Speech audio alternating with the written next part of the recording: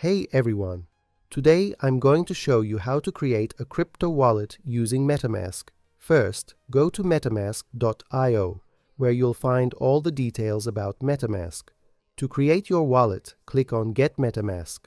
This will redirect you to the Chrome Web Store, where the extension will be installed. Once installed, open the extension, agree to the terms of use, and click on Create a new wallet. Now, set up a secure password for your wallet. Remember, if you lose your password, you won't be able to recover it, so make sure to store it safely on paper or a USB drive.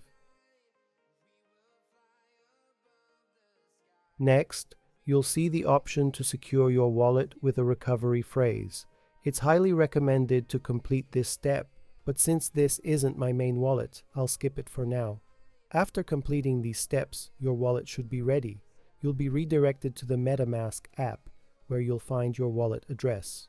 You can also go to MetaMask Portfolio to connect your wallet, swap, sell, and send crypto. Hope you guys found this helpful. Don't forget to like and subscribe for more crypto tutorials.